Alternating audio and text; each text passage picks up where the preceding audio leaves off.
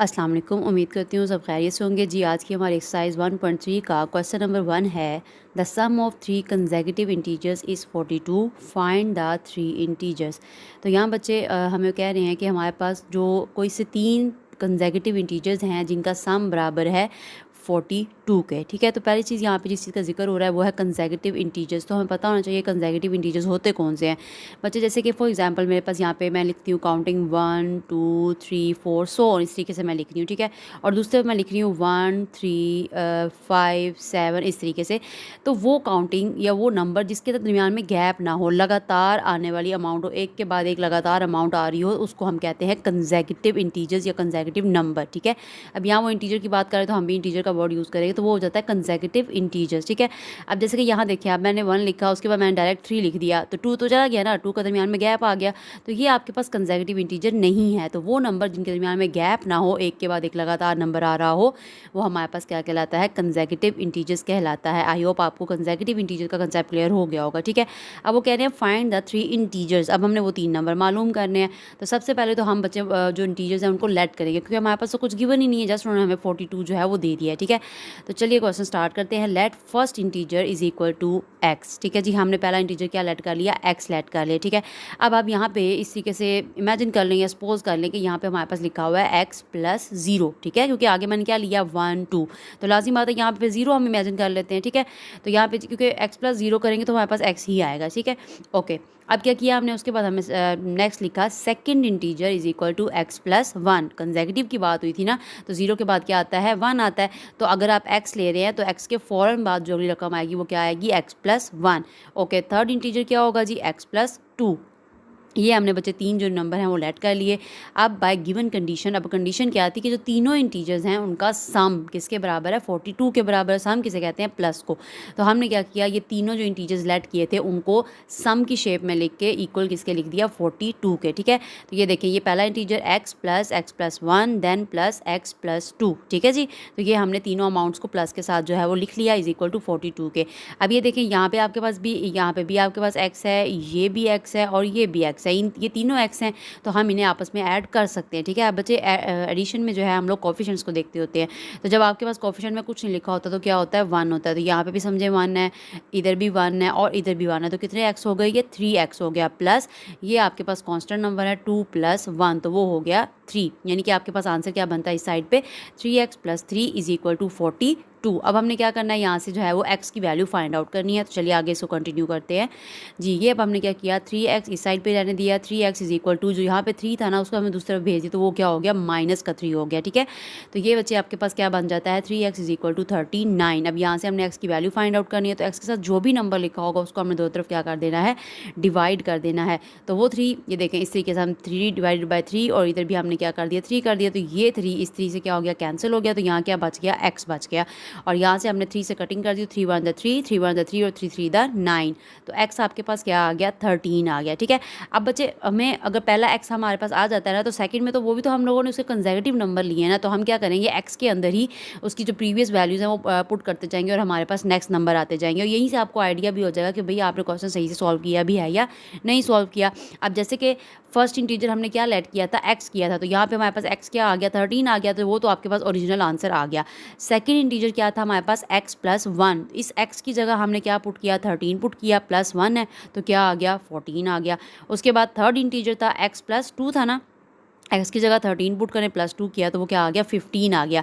अब जैसे कि बच्चे आप आंसर भी देख सकते हैं 13 14 15, अब ये लगातार नंबर आ रहे हैं, दैट मीन्स कि हमारा आंसर ठीक है।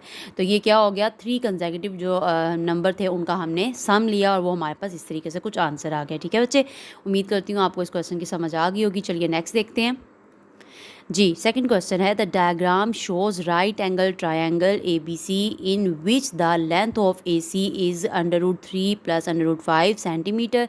The area of triangle ABC is, ये आगे से उन्होंने आपको एरिया दे दिया, और बच्चे एक चीज़ को माइंड में रखना है कि जो एरिया है वो हमेशा स्केयर की शेप में आता है। ठीक है, अब ये स्केयर की शेप में क्यों आता है? ये बहुत ज़्यादा लंबी चौड़ी बात है, तो आपके लेवल के हिसाब में इतना ही है कि आपने माइंड में रखना है एरिया हमेशा स्केयर की शेप में आता है।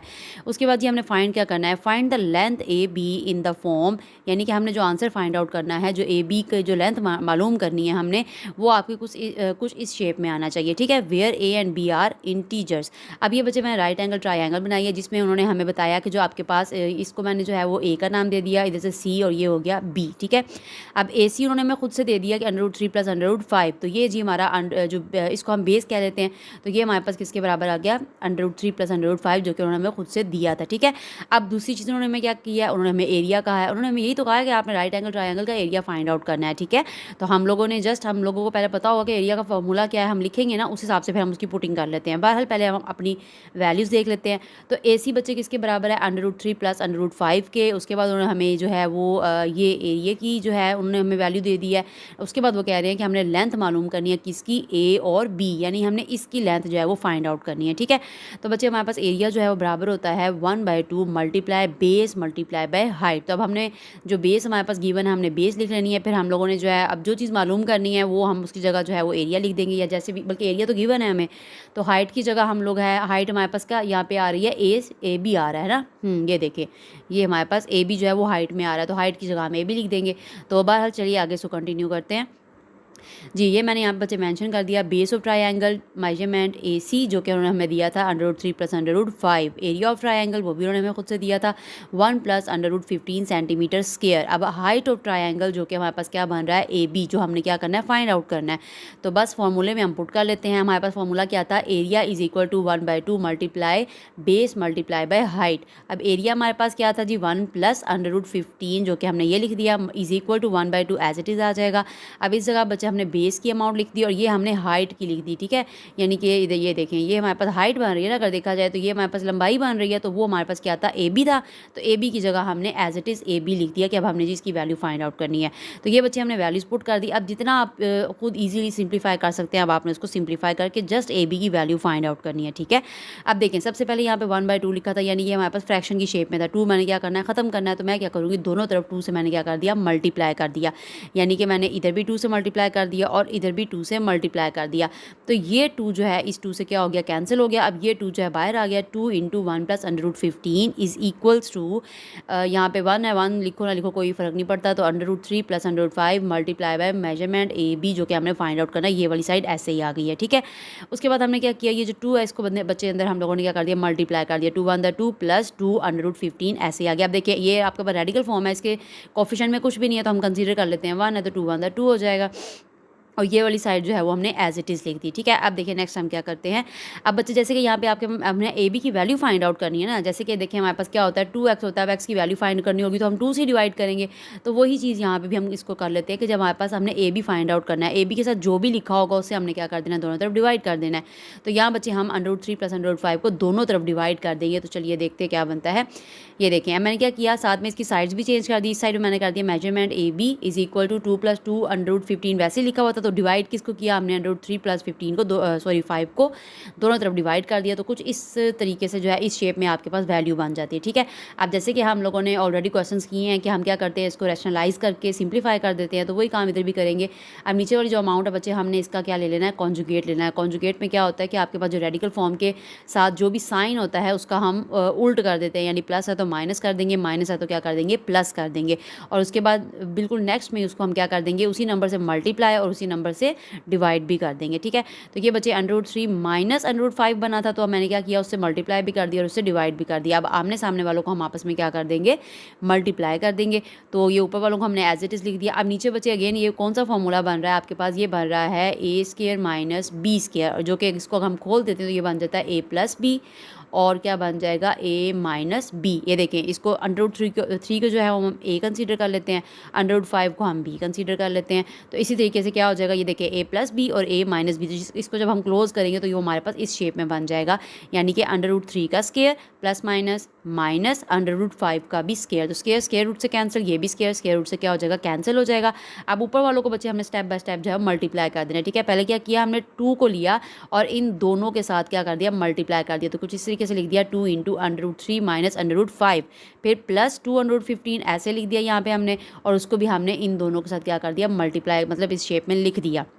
और बटा के नीचे क्या था 3 - 5 जो कि इक्वल होता है -2 के। अब बच्चे हमने इनको अंदर ऊपर वालों को जो है वो आपस में मल्टीप्लाई कर देना है। तो अब देखें ये रेडिकल फॉर्म है, इसके साथ में जो है कोफिशिएंट में कुछ भी नहीं है तो 1 तो है ना, सेम इधर भी 1 है, ठीक है। तो इस तरीके से अब आपने ये बात को समझ जाना है, ठीक है। अब 2 1 दा 2√3 ये हो जाएगा -2√5 प्लस 215 को अब हमने अंदर मल्टीप्लाई करना है। बच्चे देखिए जैसे कि हमारे पास ये दोनों रेडिकल जो हैं वो सेम ऑर्डर के हैं, तो जब हमारे पास दोनों रेडिकल, दो रेडिकल या ज़्यादा रेडिकल सेम ऑर्डर के होते हैं तो जो अंदर वाली अमाउंट्स होती हैं उन्हें हम आपस में क्या कर सकते हैं, मल्टीप्लाई कर सकते हैं, ठीक है। इससे रेलिवेंट हमने बच्चे फॉर्मूले प्रॉपर्टीज़ भी की हैं, डिस्कस कर चुके हैं हम ऑलरेडी। तो खैर 215 को हमने मल्टीप्लाई √3 की शेप में ऐसे लिख दिया, माइनस प्लस माइनस माइनस 215 को 5 के साथ भी हमने ऐसे लिख दिया, ओवर -2 वो एज इट इज़ आ जाएगा, ठीक है। अब आगे हम इसको सिंप्लीफाई कर देते हैं जी। नेक्स्ट बच्चे क्या, अगेन 203 वैसे ही आ गया, -205 प्लस 2। अब ये हमारे पास क्या था, यहाँ पे हमने ना इसको इकट्ठा भी कर दिया और साथ में खोल भी दिया। कैसे, ये देखें यहाँ बच्चे मेरे पास 15 था ना, 15 का मैंने एलसीएम लिया तो वो क्या बन गया 3 और 5 बन गया। और ये √3 जो है ये तो वैसे का वैसे रहेगा, इसको हम एलसीएम नहीं ले सकते, तो उन सबको हमने एक इकट्ठे जो है उसके रूट में लिख दिया, ठीक है। तो 2 बार आपके पास 3 आ जाएगा और एक बार आपके पास 5 आ जाएगा। तो ये बच्चे हमने इस तरीके से इसको खोल के लिख दिया। सेम इसी तरीके से यहाँ पे भी इसको हमने ऐसे ही खोल के लिख दिया, ठीक है। अब ये क्या बन रहा था जी, यहाँ पे आपके पास बन रहा था 15 मल्टीप्लाई √5, यानी कि 2 बार आपके पास अब इसमें 5 आ जाएगा और एक बार क्या आ जाएगा 3 आ जाएगा। तो चलिए इसको हम इस तरीके से लिखते हैं, ये हमने लिख दिया 2 × 3 × 5 × 5, ठीक है। अब इसको सिंप्लीफाई कर लेते हैं। तो ये अब हम ये कर क्यों रहे हैं, क्योंकि ये देखिए हमारे पास यहाँ पे √3 है, यहाँ पे √5 है, तो इनको हमने इसलिए सिंप्लीफाई किया ताकि उनकी आपस में हम कॉमन शॉमन लेकर उनको कट कर सकें, ठीक है। तो चलिए बाहर 2√3 वैसे ही आ जाएगा, -205 प्लस 2 अब ये 3 है ना 2 टाइम्स है, तो हमने क्या किया, बेस सेम पावर क्या कर दी, ऐड कर दी, मल्टीप्लाई 5 वैसे ही आ जाएगा, -2 × 3 × 5 2 हो गया, ठीक है। और ओवर -2 एज इट इज़ आ जाएगा। अब बच्चे हमने क्या किया, इनके जो ये जो अंडर था इनको हमने अलग-अलग कर देना, सही है। अब ये 203 वैसे ही आ जाएगा, -205 भी वैसे ही आ गया, +2। अब ये देखें ये 2 मल्टीप्लाई मैंने 3 लिखा है, क्यों लिखा है, क्योंकि ये जब मैंने इन दोनों का 3 मल्टीप्लाई 5 इनका जब अंडर अलहदा किया ना मैंने, तो ये कुछ इस तरीके से हो जाएगा 3 मल्टीप्लाई √5 ऐसे है ना, तो ये 2 इससे कैंसिल हो जाएगा और 3 तो अकेला रह गया, यानी कि 3 अंडर से बाहर आ जाएगा, जबकि √5 जो है वो एज इट इज़ रहेगा। तो ये तो बच्चे हमने √5 वैसे ही लिख दिया, 3 को हमने बाहर 2 के साथ क्या कर दिया, मल्टीप्लाई कर दिया। सेम इसी तरीके से 5 था वो अंडर से कैंसिल हो जाएगा, तो 5 भी 2 के साथ बाहर आ गया और √3 जो है वो एज इट इज़ हो गया, ठीक है। अब अगेन 2√3 वैसे ही आ गया, -205 वैसे ही आ गया, +2 3 दा 6 √5 वैसे ही आ गया, -2 5 दा 10 √3। तो ये आपके पास इस शेप में ऊपर वाली अमाउंट बन गई, ओवर -2 अभी भी एज इट इज़ चलता जाएगा, सही है। अब देखिए बच्चे जो आपके पास सेम कोफिशिएंट्स वाली अमाउंट्स बन रही हैं, बल्कि सेम रेडिकल वाली अमाउंट्स बन रही हैं, उनके कोफिशिएंट्स को हम आपस में ऐड कर सकते हैं, ठीक है। अब ये देखें ये √3 और यहाँ से ये √3 सेम रेडिकल है ना इनमें हमारे पास, तो हम इनके कोफिशिएंट्स को आपस में क्या कर सकते हैं, ऐड या जो भी सब्ट्रैक्ट साइन बन रहा है वो हम कर सकते हैं, ठीक है बेटे। ये यहाँ पे आप इस तरीके से कर सकते हो, समझ लो कि ये लिखा हुआ है 2a + 3a, ठीक है, यानी कि ये दोनों अमाउंट किसकी हैं, a वाली हैं। सेम इस तरीके से आप इसको इमेजिन कर लें कि √3 और √3 जो है वो आपके पास यही वेरिएबल है, तो इनके कोफिशिएंट्स को हम आपस में सॉल्व कर सकते हैं। हमने क्या किया, √3 और √3 को जो है कॉमन ले लिया, और ये 2 - 10 है, तो जब हम माइनस कर रहे हैं तो बड़ी अमाउंट वाला साइन आएगा, तो 2 - 10 किया तो क्या आ गया, -8 √3। अब ये आपके पास -2 √5 और +6 √5 है, यानी √5 को हमने कॉमन ले लिया, -2 + 6 किया तो क्या आ गया 4 √5 ओवर -2 एज इट इज़ आ जाएगा। अब बच्चे ये हमारे पास क्या है, फ्रैक्शन की शेप में है, तो पहले हमने क्या करना है, ये जो -2 है ना इसको भी हमने ख़त्म करना है, ठीक है। जैसे कि बच्चे क्वेश्चन में हमें कहा गया है कि हमने आंसर किस शेप में लाना है, a√3 + b√5, यानी कि हमारे पास जो आंसर आएगा ना उसमें √3 का रेडिकल होना चाहिए और √5 का रेडिकल होना चाहिए, और जो उनके कोफिशिएंट्स होंगे, जो √3 का कोफिशिएंट होगा वो a के बराबर होगा, जो √5 का कोफिशिएंट होगा वो किसके बराबर होगा, b के बराबर होगा। और अगर आप देखें तो यहाँ पे हमारे पास कोई भी फ्रैक्शन में अमाउंट नहीं है, ठीक है, यानी कि सिंपल शेप में, तो हमने इसको सिंपल शेप में ही आंसर लेके आना है। तो चलिए आगे देखते हैं। अब यहाँ बच्चे मैंने क्या किया, यहाँ पे मेरे पास एक तरफ जो था वो 8 था और एक तरफ मेरे पास क्या था 4 था, तो मैंने नीचे वाला जो -2 है वो कट करना था लाजमी बात, तो मैंने क्या किया, -2 जो है वो कॉमन ले लिया। जब बच्चे मैंने -2 कॉमन लिया तो 8 जो है वो, जब हमने 8 को 2 से डिवाइड किया तो क्या बच गया, 4 बच गया। और उसके बाद यहाँ से जो है, अच्छा यहाँ पे हमारे पास जो था ना, एक मिनट, ये देखें ये -8 था ना, तो मैंने -2 कॉमन लिया, तो ये माइनस किस में चला गया, प्लस में चला गया, और 2 4 दा क्या होता है 8 होता है। सेम इस तरीके से ये प्लस में है तो ये किस में चला गया, माइनस में, और यहाँ पे आ जाएगा 2, ठीक है। तो ये देखें इस तरीके से मैंने इसको लिख दिया। अब ये नीचे वाला -2 ऊपर वाले -2 से क्या हो गया, कैंसिल हो गया, तो पीछे आपके पास आंसर क्या आया, 4 √3 -2 5। तो अगर हम इसको कंपेयर करते हैं यहाँ पे, बल्कि मैंने किया नहीं, चले हम साथ में लिख लेते हैं। तो बच्चे हमने कंपेयर किया तो हमें उन्होंने क्या बताया था कि जो √3 वाली अमाउंट है उसका जो कोफिशिएंट है वो किसके बराबर होगा, a के बराबर होगा, और जो √5 का जो रेडिकल है वो उसका जो कोफिशिएंट है वो किसके बराबर होगा, b के बराबर होगा। तो ज़रा इसको हम देख लेते हैं। हाँ, तो यहाँ पे बच्चे हमारे पास जो कुछ आंसर बन रहा है वो कुछ इस शेप में बनेगा, a = 4 और b = -2। तो ये आपका जो है वो आंसर आ गया। ठीक है जी, उम्मीद करती हूँ आपको इस क्वेश्चन की भी अच्छे से समझ आ गई होगी।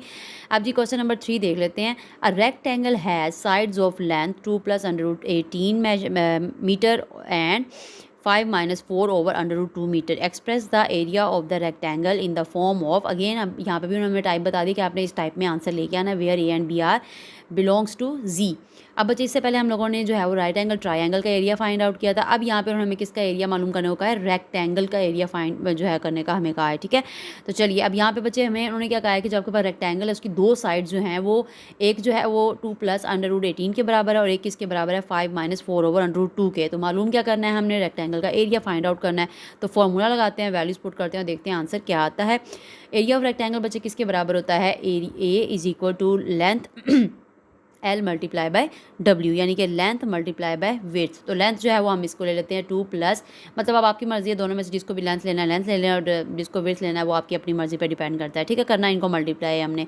तो 2 + √18 × 5 - 4 over √2। तो सिंपल बच्चे हमने इनको सिंप्लीफाई करके जो है वो अपना आंसर लेके आना है। ठीक है, अब ये 2 जो है वो एज इट इज़ आ जाएगा। अब √18 है, हमने क्या करना है, सिंप्लीफाई करना है। तो 18 का हम एलसीएम ले लेंगे तो हमारे पास क्या आ जाएगा, 3 × 3 × 2। तो ये हमारे पास एलसीएम आया किसका, 18 का, और अंडर रूट वैसे ही रहेगा, मल्टीप्लाई 5 माइनस, अब 2 4 है ना, 4 को भी हमने और सिंप्लीफाई करना है तो हमने क्या किया, 2 × 2 कर दिया। ठीक है, अब अगेन 2 प्लस, अब ये बच्चे 3 बाहर आ गया, इसका क्या मतलब है, 2 टाइम्स था ना, जिससे हमने प्रीवियस क्वेश्चन में क्या किया था, बेस सेम पावर ऐड की थी, 3 का स्केयर था, तो 3 का स्केयर किससे कैंसिल हो गया, स्केयर रूट से कैंसिल हो गया, और √2 जो है वो एज इट इज़ रह जाएगा, मल्टीप्लाई 5 वैसे ही आ गया, -2। अब बच्चे यहाँ पे मैंने ना एक 2 जो है ना वैसे ही नीचे लिख दिया, और जो दूसरा 2 है ना उसकी जगह मैंने √2 2 टाइम्स ले लिया। इस बात का मतलब क्या है, देखें ये मैंने साथ में लिखा भी है साइड पे, 2 = √2 मल्टीप्लाई बाय √2। बच्चे अगर हम देखें ना तो हमारे पास जो अंडर रूट होती है इसकी जो पावर होती है वो बराबर होती है 1/2 के। ठीक है, मैंने लिखा 2 power 1/2 multiply 2 raise to power 1/2। अब जब आप 1/2 को आपस में ऐड करेंगे, यहाँ पे वो वाला फॉर्मूला बन जाएगा बेस सेम पावर्स ऐड। जब आप बच्चे इन्हें ऐड करेंगे तो ये बराबर किसके आ जाएगा, 1 के, यानी कि 2 की पावर 1। तो 2 की पावर 1 किसके बराबर होती है, 2 के बराबर होती है, यानी कि हम लोग सिंगल 2 की पावर जो 1 है उसकी जगह 2 बार √2 लिख सकते हैं। ठीक है, तो यही काम मैंने यहाँ पे भी किया। अब किया क्यों मैंने, क्योंकि मेरे पास जो ये वाली अमाउंट है ना इसके नीचे फ्रैक्शन वाली अमाउंट शेप बन रही थी, जबकि मुझे फ्रैक्शन हटाना था, तो इस वजह से मैंने इसको जो है इसकी सिंपल 2 की जगह मैंने √2 जो है वो 2 टाइम्स ले लिए। ठीक है, अब ये √2 ऊपर वाले √2 से क्या हो गया, कैंसिल हो गया। अब यहाँ पे जो न्यू शेप बनती है वो बनती है 2 + 3 √2 मल्टीप्लाई 5 - 2 √2। अब ये आपके पास बच्चे सिंपल शेप में क्वेश्चन आ गया। अब आपने क्या करना है, इन दोनों को आपस में कंप्लीटली जो है वो मल्टीप्लाई करना है। यहाँ पे पहले आपके पास क्या है, 2 है ना, 2 को आपने पकड़ना है, इस पूरी अमाउंट से क्या कर देना है, मल्टीप्लाई करना है, मतलब स्टेप बाय स्टेप करेंगे तो लिख दिया हमने वैसे। ठीक है, अब क्या है दरमियान में प्लस एज इट इज़ आ जाएगा, 3 √2 को हमने किससे मल्टीप्लाई करना है, 5 - 2 √2 से। चलिए इसको अब आगे हम मल्टीप्लाई करते हैं, तो यहाँ से बच्चे हमारे पास बन जाएगा 10 - 4 √2 प्लस 5 √2 - 6 √2 और इसका होल का स्क्वायर। यहाँ पे बच्चे आपके पास होल का स्क्वायर किस शेप में आया, ये देखें, ये आपके पास 3 × 6 हो जाएगा, ये √2 और ये √2। अगर हम देखें तो बेस सेम पावर ऐड बन रही है ना, तो यहाँ पे हमने क्या किया, √2 का होल का स्क्वायर कर दिया, वो स्क्वायर अंडर रूट से कैंसिल हो जाएगा, तो आपके पास सिंपल जो 2 है वो बाहर वैसे रह जाएगा, यानी कि ये बन गया 6 × 2। ठीक है, तो 10 वैसे नीचे आ गया, 10 - 4 √2 प्लस 15 √2 और माइनस वैसे आ गया, 6 2 क्या हो गया, 12 हो गया। अब इसको सिंप्लीफाई कर दें, जो कांस्टेंट सिंपल अमाउंट्स हैं उनको इकट्ठा कर लें, जो रेडिकल वाली अमाउंट है उनको एक तरफ कर लें। तो 10 - 12 एज इट इज़ आ गया, -4 √2 प्लस 15 √2 को हमने एक साथ इकट्ठा लिख लिया। ठीक है, अब हमने क्या किया, इसको सिंपल जिस शेप में उन्होंने हमसे आंसर मांगा उसी शेप में हमने क्या देना है, इनको आंसर दे देना है। तो 10 - 12 बच्चे इक्वल होता है -2 के। अब यहाँ पे माइनस का 4 और ये प्लस का 15 है। ठीक है, √2 दोनों के साथ है, तो √2 तो हमने ले लिया कॉमन, तो माइनस का 4 प्लस 15 किसके बराबर होता है, 11 के बराबर होता है। अब जैसे कि अभी मैंने आपको बताया एरिया हमारे पास हमेशा किस शेप में आता है, स्क्वायर की शेप में आता है, तो मीटर के साथ हमने क्या लगा दिया, स्क्वायर लगा दिया, यानी कि उसी शेप में हमें ऑलरेडी गिवन भी था। ठीक है, तो ये बच्चे आपका जो है है वो आंसर आ गया। और उन्होंने हमें डिमांड किस शेप में की थी कि आपने हमें किस शेप में आंसर देना है, ये इस शेप में a+b√2, यानी कि जो आपके पास सिंपल शेप वाला क्वेश्चन होगा वो वेरिएबल जो कोफिशिएंट होगा वो किसके बराबर होगा, a के बराबर होगा, जबकि आपके पास जो b की वैल्यू है उसके साथ क्या होना चाहिए, रेडिकल वाली अमाउंट होनी चाहिए, यानी कि √2 होना चाहिए। तो देख लेते हैं, हमारे पास वही शेप में आंसर आए। देखें यहाँ पे हमारे पास जो a है वो किसके बराबर बन रहा है, -2 के बराबर बन रहा है, और b जो है वो हमारे पास √2 वाली अमाउंट बन रही है ना, तो यहाँ पे b हमारे पास क्या बन रहा है, 11 बन रहा है। तो ये बच्चे आपका आंसर आ गया। उम्मीद करती हूँ आपको इन क्वेश्चंस की अच्छे से समझ आ गई होगी। अगर किसी क्वेश्चन की समझ नहीं आती तो बच्चे आप कमेंट सेक्शन में जो है वो कमेंट करके पूछ सकते हैं। ओके जी, थैंक यू, अल्लाह हाफिज़।